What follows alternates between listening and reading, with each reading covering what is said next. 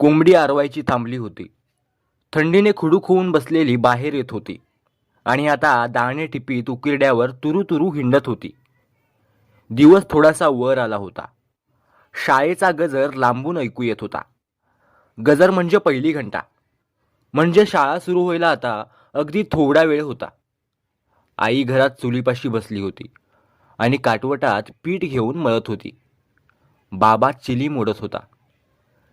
चिलमी खालची मळकी चिंधी पुन्हा पुन्हा नीट करत होता. चिलमीचा विस्तू मोठा मजेशीर दिसत होता. मी दप्तरात शाळेची बुके भरीत होतो. पाटी घालून दप्तर बांधल्यावर मी आईकडे गेलो. तिच्या भोवती नाचत म्हणालो, आये, मला भुका लागल्यात ग, खायला दे की. पण आईने माझ्याकडे ढुंकून सुद्धा बघितले नाही. पीठ मळून मळून तिचे हात पांढरे फेक झाले होते. काकणांना सुद्धा पीठ चिकटले होते. आपला हात तसाच वर उगारून ती म्हणाली, उजाडला का दिस तुला? चल चालता हो, चाळायला उशीर होईल नाही तर. आण आल्यावर भाकरी खा, जा उठ. मी तोंड वेडे वाकडे केले. कपाळाला आठ्या घातल्या. हा अपमान सहन करणे अशक्य होते. समोपचाराने काम भागत नाही तर. ठीक आहे. मग आवाज धारदार केला आणि म्हणालो, बघ हा, तुझा आईस तूच इजवतो नाही तर. आई शांतपणे म्हणाली, होतो का नाही रे बाहेर, का देऊ एक रपाटा? हा उगीच आपला दम. ती कशाची उठते काम करता करता. दे पट्टे. जागीच अस्वलासारखा झुलत झुलत मी म्हणालो. मग आईने बाहेर वाकून बघितल्यासारखे केले आणि आवाजाची पट्टी वाढवून ती म्हणाली, बघा हो, हे कार्ट कसं तरास करता येते. आता तुम्हीच सांगा काय करायचं याचं. मग बा चिलीम बाजूला करून ओरडला, का रे भाड्या, कडकड लावली सकाळच्या पारी, जातो का नाही चालत का मोडू टांगड? माझा बा म्हणजे तरकटी माणूस बरं का. म्हणेल तसे केल्याशिवाय राहायचं नाही. तंगडे मोडील म्हणाला तर मोडायचाच, मागं पुढं पाहायचा नाही. एकदा मागे नरसू बामणाशी त्याची भांडणे झाली होती. तेव्हा तो म्हणाला होता, दम भडव्या, तुझे दातच पाडतो. आणि खरोखरच हो, नरसूचे तोंड त्याने मोकळे केले होते. 2 महिने तुरुंगात जाऊन आलाय, भ्याला नाही. फार करारी स्वभावाचा आहे. मी एकदम घाबरलो आणि पाठी दप्तर घेऊन दाराबाहेर पळालो. पण भुकेने आतडे तुटायची वेळ आली होती. रात्री लवकर झोपलो आणि जेवलोच नाही. आईने झोपेतून उठवले तर तिच्याच अंगावर खेकसलो आणि पुन्हा पांघरुणात घुसमटलो. पण आता भूक मोठी झकास लागली होती आणि चिंचा बोरे आवळे काहीच नव्हते आज खिशात. आता काय करावे? दाराबाहेर पडून मी विचार करीत उभा राहिलो. मग कानात बोटे घातली आणि बाजूच्या गोठ्याकडे गेलो. आमच्या बाळाला अलीकडे बक्कळ पैसे मिळत होते. घरी निवांत बसून तो कसे काय पैसे मिळवायचा काय की. पण त्याच्याजवळ पैसे असायचे एवढे खरे. त्या पैशातूनच त्याने बाजारातनं गाय आणली होती. तेवढ्या जागेत पलीकडे तिच्यासाठी गोठा केला होता, पत्र्याच्या खोलीला लागून. आमच्या बाळाला अलीकडे बक्कळ पैसे मिळत होते. घरी निवांत बसून तो कसे काय पैसे मिळवायचा काय की. पण त्याच्याजवळ पैसे असायचे एवढे खरं. त्या पैशातूनच त्याने बाजारातनं गाय आणली होती. त्या तेवढ्या जागेत पलीकडे तिच्यासाठी गोठा केला होता, पत्र्याच्या खोलीला लागून. कडवळाचा हिरवा घास चगळत गाय उभी होती. तरारल्या पोटाची ती गाभारी गाय मोठी शोभिवंत दिसत होती. पाठीमागे शेणाचा पाव पडला होता. चिपाडाचे तुकडे शेणात लडबडून खाली लोळत होते. पाण्याची डबकी झाली होती. कोंबडीची पिल्ले फर्र करून तिच्या पायामधून जात होती. तेव्हा शिंगे हलवून ती त्यांना हुसकावून लावी. पुन्हा शेपटाने माशा उडवीत कडबा खाई. मोठी मजा होती. शेणामुताच्या त्या वासातूनही एक खमंग वास माझ्या नाकात शिरला. तो वास ओळखीचा होता. कालच माझ्या बाने तेलाच्या घाण्यावरनं शेंगदाण्याच्या पेंड्या आणून पत्र्याच्या खोलीत टाकल्या होत्या. तिथनच वास सुटला होता. काय झकास वास होता हो. असली पेंड खायला तर फार गंमत येते. अगदी बर्फी नाहीतर गुडी शेव खाल्ल्यासारखीच. पण ती होती पत्र्याच्या खोलीत आणि खोलीला तर कुलूप होते ना. आता कसे करावे बरं? आता आत कसे जावे? शोधक दृष्टीने मी इकडे तिकडे पाहिले. खोलीला लागून जो उकिरडा होता त्याच्यावरच खोलीची खिडकी होती. त्यातून आत घुसणे जमले असते, कारण खिडकीच्या पट्ट्या लाकडी होत्या, पावसाच्या पाण्याने कुजलेल्या, जरा ओढल्या की काडकन मोडणाऱ्या, भिंतीवरच्या खुंटीला लोंबकळले की सहज हाताला येणाऱ्या. पाटी दप्तर बाजूला ठेवले. खुंटीला हात बळकट ठेवून मी खिडकीची पट्टी ओढली आणि लोंबकळू लागलो. फटकन आवाज होऊन पट्टी मोडली. आत जायला तेवढे पुरेसे होते. हिसक्या सरशी झेप घेऊन आत उडी टाकली मी. त्या बाजूला कडबा होती. काहीच भीती नव्हती. कडब्यावर उडी टाकल्यावर गपदिशी आवाज आला. मी घाबरलो.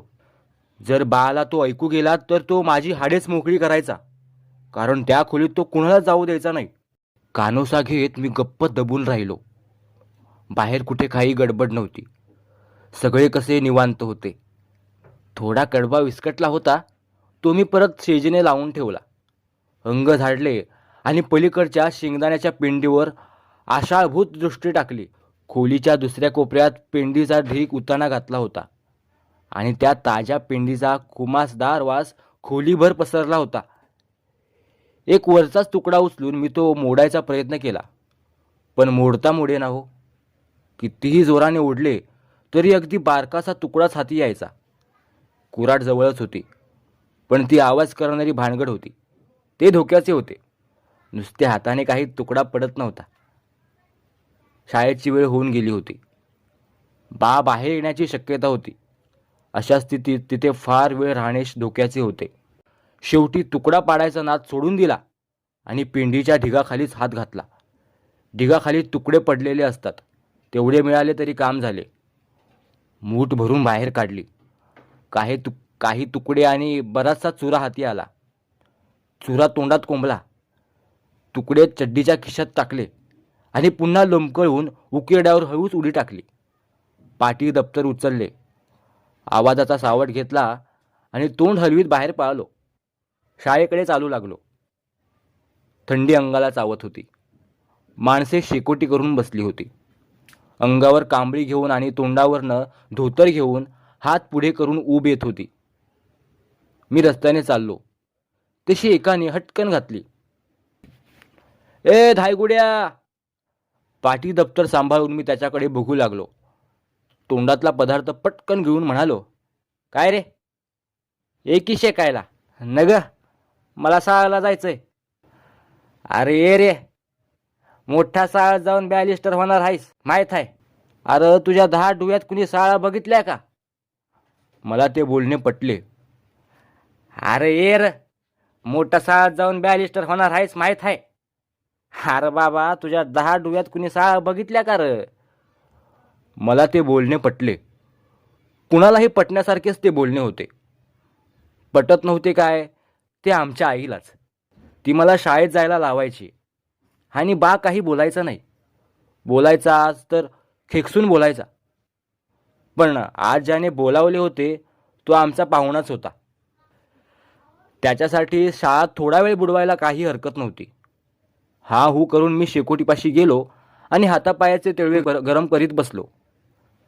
खरं म्हटले तर त्याने बोलावीपर्यंत माझे थंडीकडे लक्षच नव्हते. आता शेकायला लागल्यावर थंडी अंगाला लागली. मी काकडू लागलो. असा थोडा वेळ बसलो. दिवस थोडासा वर आला. मग उठलो. मुकाट्याने शाळेकडे निघालो. फार उशीर झाला, म्हणजे मार बसायचा. फार मारकुटा होता आमचा मास्तर. शाळेकडे चाललो तसे डोके चढल्यासारखे झाले. ठणकू लागले. आतल्या आत फिरल्यासारखे झाले. डोळ्यापुढे अंधारी आली. रस्ता नीट दिसेना. अंग हिंडकाळू लागले. कसली तरी गुंगे आल्याप्रमाणे वाटू लागले. काही कळेना. रस्ता पुढे पळत गेल्यासारखा दिसला. अंगाचा तोल सांभाळीत बसाबसा शाळेत आलो. वर्ग सुरू झाले होते. खाली थोरले मास्तर लांब बाजूला बसून टेबलावर काहीतरी लिहत होते. त्यांच्या रुमालाला शेव सुटून नाकापुढे लोंबत होता. वर आमचे मास्तर गणित सांगत वर्गात हिंडत होते. त्यांच्या हातात छडी होती. डोळे गच्च मिटून आणि सरळ चालण्याचा प्रयत्न करीत मी वर्गात शिरलो. आता डोके जास्तच भणभणू लागले होते. मग मास्तरांचे शब्द कानावर पडले. हे आले बघा रावसाहेब. डोळे चोळून मी पुन्हा नीट बघितले आणि भयंकर आश्चर्य वाटले.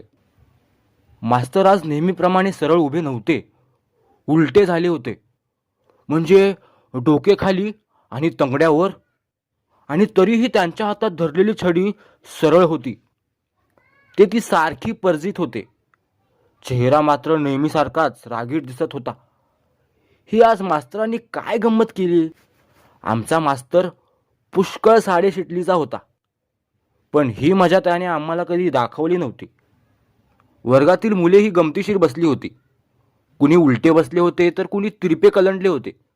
कुणी वाकडे बसले होते तर कुणी आडवे, कुणी उभे. मोठेच मजेशीर होते हो सगळे. मला एकदमच ही करून हसायला आले.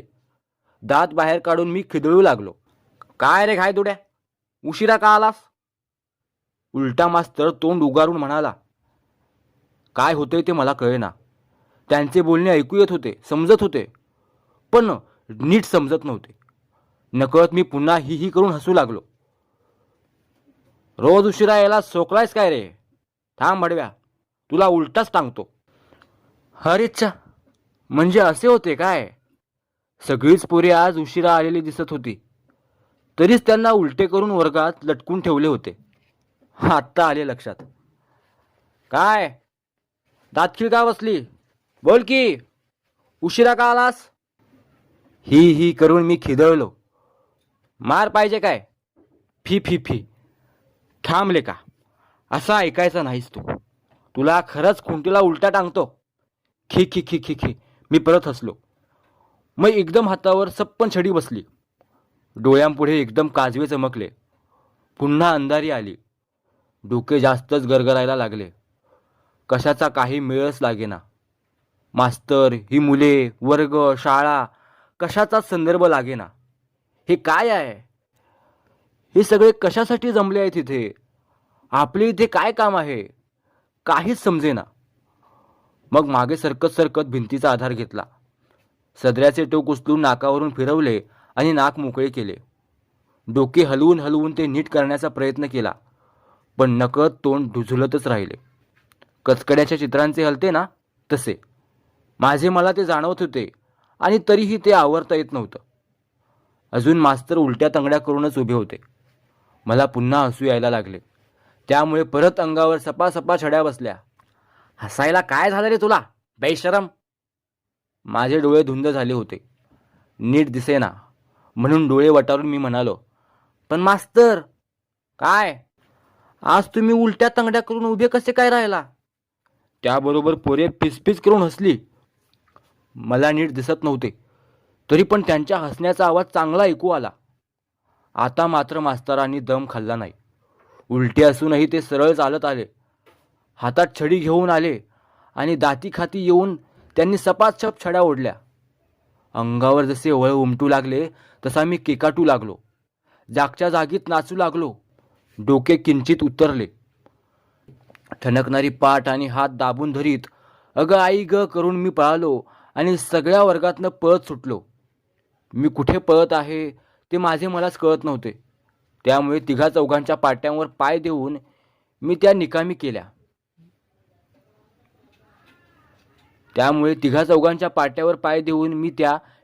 केल्या. एक दोन दवती सांडल्या आणि काहींचे कपडे रंगीत केले. काही जणांना पालथे पाडले आणि काहींना त्यांच्या उरावर बसवले. मास्तरही माझ्या पाठीमागे पळत होते. त्यांच्या पायामधून दोनदा पळालो आणि एकदा त्यांनाच खोडा घातला. शेवटी धबेल दिशे फळ्यावर जाऊन आदळलो आणि सापडलो. नाकातला पातळ प्रकार फळ्यावर जिकडे तिकडे झाला. डोके मात्र एकदम सणकले. थोडेसे नीट दिसू लागले. मास्तरांनी बकोटीला धरून मला उभे केले. त्याबरोबर मी एक गुच्ची त्यांना अशी ठेवून दिली की ते एकदम किंचाळलेच. मग तोंड लाल भडक करून त्यांनी खानदिशी अशी थोबाडीत लगावली की तशा अंधारातही माझ्या डोळ्यांसमोर एकदम तारेच चमकले. मग एकामागून एक त्यांनी अशा कानसुलात लगावल्या की मी एकदम ठिकाणावरच आलो. मारता मारता त्यांचा हात माझ्या चड्डीच्या खिशावर गेला. त्या फुगलेल्या खिशावर हात ठेवून ते गुरगुरले, काय दारू बिरू पिऊन आलास की काय आज? आणि खिशात काय रे? खडकू. मास्तरांनी खिशावर हात ठेवला की आम्हाला फार भीती वाटत असे, कारण खिशातला पदार्थ ताबडतोब जप्त होत असे. आणि तो नुसता जप्त होत नसे तर आमच्या देखत मास्तर तो स्वतःच खात बसत. त्यामुळे त्यांनी हा प्रश्न विचारल्याबरोबर मी घाबरलो. खिसा एकदम सोडवून घेऊन म्हणालो, काही नाही बा, खायला आणलंय. खायला? काय आहे बघू? बघू. पेंड आहे. पेंड? अरे गाढवा, तू काय म्हैस आहेस का पेंड खायला? असे मास्तर म्हणाले खरे, पण ते जरा विचारात पडल्यासारखे दिसले. कसली पेंड? माझ्या बापाची. त्याबरोबर पुन्हा एकदम पोरे खुदकन हसली आणि इकडे माझी पाठ हुळहुळी झाली. ऐक करून मी ओरडलो, कसली पेंड बोल, चावटपणा करू नकोस. खरं तर मी उत्तर बरोबर दिले होते, पण मास्तरांना आवडले नाही. त्याला काय करावे? शिवाय नीट बरोबर उत्तर द्यायला आज वेळ लागत होता. शेंगदाण्याची. ध्यानात आल्यावर मी सांगितले. शेंगदाण्याची? मास्तर उत्सुकतेने म्हणाले, बघू, काढ बरं बाहेर. मी मोठ्या नाखुशीने खिशातले बारीक सारीक तुकडे चुरा काढून टेबलावर ठेवला. मास्तरांनी चुरा आपल्या तोंडात टाकला, तुकडे खिशात ठेवले. मग मला कर्कश आवाजात सांगितलं, हां, जा जागेवर जाऊन बैस. मी डोळे ताणून नीट बघत बघत जागेवर गेलो. डोळे घट्ट मिटून डोक्यातील ठणका बंद होतो का ते पाहिले. मग मास्तरांनी आम्हाला एक गणित सांगितले आणि आपण टेबलावर तंगड्या टाकून खिशातले पेंडीचे तुकडे चघळत बसले. आम्ही मुकाट्याने गणित सोडवू लागलो. थोड्या वेळाने मास्तर रंग हिंदकावून उभे राहिले आणि म्हणाले, झाला का रे इतिहास लिहून? इतिहास? त्यांनी तर आम्हाला गणित सांगितले होते. एक पोरगे उठून उभे राहिले. मास्तर, गणित, इतिहास नाही. गणित कुठला आलाय? अरे इतिहासच. ती खेकसून म्हणाले. इतिहास तर इतिहास. बरेच झाले. मला तर पाटीच नीट दिसत नव्हती आणि आकडे मांडून मी खिशात हुडकत बसलो होतो. हां, सांगा, शिवाजीने कसा ठार मारला? कुणाला? पोरांनी ओरडून विचारले. खरंच, कुणाला बरं? मास्तर एकदम गोंधळून गेलेले दिसले. कुणाला रे धायगुडे? त्यांची नजर माझ्यावर पडली. मुंडीला हात लावून मी उठलो आणि आटवू लागलो, पण काही ध्यानात येईना. सगळा कसा गोंधळ झालाय डोक्यात. असे काय झाले होते की आज? पण काहीच नीट समजत नव्हते, नीट कळत नव्हते. शिवाजी, शहाजी, जिजाबाई, जिजाबाईला. मी एकदम चुटकी वाजून आनंदाने ओरडलो. बरोबर. मास्तर डोके पुढे मागे झुलवून म्हणाले, नाही मास्तर, जिजाबाई नाही, अफजुल खान. पहिल्या नंबरचे पोरगे उठून म्हणाले, अफजुल खान? मास्तर विचारात पडून म्हणाले, नाही रे, मला वाटतं मुलांनो जिजाबाईच, पण असेल, अफजुल खानही असेल. असो बरं, पण कसं काय मारलं? तेवढ्यात दुसऱ्या एका पोराने नेहमीची तक्रार केली, मास्तर, यानं मला चिमटा काढला. मास्तरांनी टाळ्या वाजवल्या. अगदी बरोबर, अफजुल खानला चिमट्यात धरून ठार मारलं. समजले की नाही? हां, आपल्या स्वयंपाकघरातला चिमटा आणला आणि त्यात त्याला असा दाबला म्हणताय, 2 तुकडेच, कांडकच उडवलं, दुसरी बात नाही. अशी खोड मोडली त्याची. पुन्हा काही तो शिवाजीच्या वाट्याला गेला नाही. माझे डोके हळूहळू ठिकाणावर येत होते. आतले लोळ कमी होत होते आणि चालले होते. त्यात काहीतरी चुकते आहे असं अंधुक अंधुक वाटत होते. बावरून मी मास्तरांकडे पाहत राहिलो. मास्तर आता मोठे खुशीत असल्यासारखे दिसत होते. मघाच्या रागाचा कुठे ठाव ठिकाणा नव्हता. काहीतरी गमतीदार आनंदाने त्यांचा चेहरा खुलून निघाला होता. डोळे मिश्किल झाले होते आणि लुकलुकत होते. ते सर्कशीतल्या विदूषकाप्रमाणे मजेशीर दिसत होते. फक्त नाकावर तांबडा रंग तेवढा नव्हता. गहिवरलेल्या आवाजाने ते बराच वेळ काहीतरी पुटपुटत राहिले. काय बोलले देव जाणे. आम्हाला काही कळले नाही. मग टेबलावर बसून त्यांनी मांडी घातली आणि आम्हाला म्हणाले, ए पोरांनो, उभे राहा जरा. आम्ही उठून उभे राहिलो. हां, मी गाणं म्हणतो. आता इतिहासातलं. तुम्ही सगळे टाळ्या वाजवा काय. सर्वांनी माना हलवल्या. टाळी वाजवण्यासाठी हात सज्ज केले. मग कानावर एक हात ठेवून दुसऱ्या हाताने टेबलावर ठेका धरून मास्तरांनी गायला सुरुवात केली. पोवाडेवाले करतात ना तसे. अरे कोठेवाडी घोड्यावरती पुढ्यात गे हो मला. हे गाणे कुठल्या तरी सिनेमातले होते. कुठल्या काय की, पण सिनेमातले होते हे नक्की, इतिहासातले नव्हतेच. पण आपल्याला काय, टाळ्या वाजवायचे काम. तीच तीच ओळ पुन्हा पुन्हा घोळवून मास्तर ओरडले. लेकांनो, टाळ्या काय वाजवीत बसलाय नुसते, म्हणा की माझे बरोबर. हा, कोठेवाडी घोड्यावरती. आमच्या गाण्याने आणि टाळ्या वाजवण्याने सगळी शाळा गजबजून गेली होती. गाणे म्हणायला मोठे मजेशीर लागत होते, पण मास्तर पुढची कविता सांगतच नव्हते. तेच तेच म्हणत होते. असले कसले लेखाचे चमत्कारिक गाणे, त्याला पुढची ओळच नव्हती. छत त्याच्या. मध्येच मघाचे पहिल्या नंबरचे किडमिडीत पोरगे धडपडून म्हणाले, अहो पण मास्तर, इतिहासात कुठं आहे हे गाणं. मास्तर पेंगायला लागल्यासारखे दिसत होते. त्यांचे डोळे लवकर उघडता उघडेनात. दचकून एक डोळा उघडून ते म्हणाले, इतिहासातलं नाही. कोण म्हणतं? मी मगाशी कोणाला ठार मारला बरं? अफजल खानाला. हा, बरोबर. तर अफजल खानच हे गाणं म्हणून दाखवतो. कुणाला? तर शिवाजीला. समजलं? अफजल खान शिवाजीला गाणे म्हणून दाखवतो असे कुठे आमच्या इतिहासात मुळीच नव्हते. एकूण तो मोठा गाणाराही होता काय? असेल. मास्तर खोटे कशाला सांगतायत? मग मास्तरांनी आपल्या नेहमीच्या, म्हणजे आपल्या शिव्या देताना काढतो तशा आवाजात पुन्हा गाणे सुरू केले. आम्ही टाळ्या वाजवीत उभे होतो. तेवढ्यात थोरले मास्तर खालून वर्गात आले. एकदम आवाज न काढता. त्यांचा चेहरा लालबुंद दिसत होता. मग रागावले होते काय की. कुलकर्णी मास्तर. त्यांनी अशा आवाजात हाक मारली की आम्ही सगळे गपचिप होऊन टाळ्या वाजवायचे थांबलो.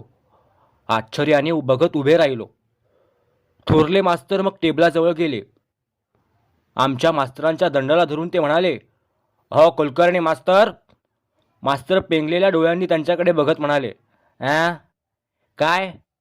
आणि त्यांनी एकदम थोरल्या मास्तरांचे नाकच ओढले. त्याबरोबर थोरले मास्तर एकदम किंचाळले. मग रागवून ओरडले, काय म्हणता काय आहात? मास्तर डोके झाडून म्हणाले, हे आपलं कोठेवाडी घोड्यावरती. कोठेवाडी घोड्यावरती? हा काय चावटपणा आहे? चावटपणा नाही, गाणं आहे छान. मास्तर वेडेवाकडे हातवारे करून म्हणाले. मग त्यांनी हेडमास्तरांच्याच गळ्यात हात टाकले आणि त्यांच्या अंगावर आपला खांदा टाकून लाडीकपणाने म्हणाले, हेडमास्तर, तुम्ही काठेवाडी घोडा आहात. असं करून हेडमास्तर बाजूला सरकले. खरंच तुम्ही काठेवाडी घोडा आहात. हाय छान. मला पुण्यात घ्या ना तुमच्या. हॅट. हेडमास्तर घाबरून म्हणाले, असं काय करता? घ्या ना हो, पुढ्यात घेणार ना गडे. मास्तर म्हणाले आणि त्यांनी पुन्हा त्यांच्या गळ्यात हात टाकले. थोरल्या मास्तरांनी हात एकदम झटकून टाकले. त्याबरोबर ते टेबलावरून गडगडत खाली आले. जमिनीवर तसेच पडून राहिले. हल्ले नाहीत, बोलले नाहीत. मास्तर मेले बिले तर नाहीत ना? आम्ही घाबरून त्या दोघांकडे बघत राहिलो. मास्तरांच्या खिशातून पेंडीचे तुकडे इकडे तिकडे बाहेर पडले होते. ते हेडमास्तरांनी उचलून हातात घेतले. मग गड्याला हाक मारली. तो आला. तसे त्यांनी त्याला मास्तरांच्या आतल्या खोलीत न्यायला सांगितले. दोघांनी मिळून मास्तरांचा तो लगदा आत हलवला. त्यांच्या तोंडातून फेस गळत होता. मला संशय आला. कुत्र्याला गोळी घातली म्हणजे मरताना ते असेच फेस गाळीत असते. मग मी मोठ्या नम्रतेने हेडमास्तरांना विचारले, मास्तर मेले की काय? त्याबरोबर हेडमास्तरांनी फार दिशी माझ्या मुस्काडीत दिली. मी जगातल्या विपरीत न्यायाचे आश्चर्य करीत गाल चोळू लागलो. मग हेडमास्तर करड्या आवाजात म्हणाले, जा रे पोरांनो घरी, आज तुम्हाला सुट्टी. या पट्टे. पाट्या दप्तरे उचलून आम्ही भरारा पळालो. रमत गमत गप्पा मारीत सावकाश घराकडे चाललो. भुकेची आठवण झाली तसे मात्र उचलत्या पौंडाने आलो. आता घरी गेले की आईला आधी खायला मागायचे. आपल्याला कशी चक्कर आली घटकाभर तेही सांगायचे. मास्तरांची गंमतही सांगायची. आज त्यांनी शिकवलेले गाणेही तिला म्हणून दाखवायला हरकत नव्हती. काय बरे होते ते गाणे? हां, कोठेवाडी घोड्यावरती. घराकडे आलो आणि बघितले. घरासमोर गल्लीतल्या माणसांची गर्दी जमली होती. लोकांतून वाट काढून मी घरात गेलो. पाठी दप्तर ठेवले. बघितले तर आई रडत बसली होती. आजूबाजूला गल्लीतल्या साळकाया माळकाया बसल्या होत्या. तिची समजूत घालीत होत्या. येईल सुटून, तू नगस रडू. उगी का टकुरं धरून बसल्यास? त्यानं काय होतं या? मग तुझा नवरा खंबीर आहे, तू का काळजी करतीस? सुटून येईल? कोण? कुठून? मला काहीच समजेना. बाहेर येऊन जमलेल्या माणसांना विचारले, काय झाले? एक जण आंबट तोंड करून म्हणाले, तुला माहीत नाही का? हतले का? अरे तुझ्या बाळाला नेलं की धरून पोलिसांनी. ते कशा पायी? गांजा सापडला त्या कडव्याच्या खोलीत. पेंडीत ठेवला होता म्हण. बेकायदा इकत होता. सापडला आज. धरला आणि नेला. मग बाजूला बसलेला एक तांबड्या डोळ्यांचा म्हातारा म्हणाला, वय रे बाबा, वय. नेला की रे तुझ्या बाळाला धरून. इतका मोठा गांजा आपण समजात उडविला मुर्द्यांनी. ते ऐकून मला काही विशेष वाटले नाही. आमचा बा खंबीर होता. त्याची काळजी नव्हती.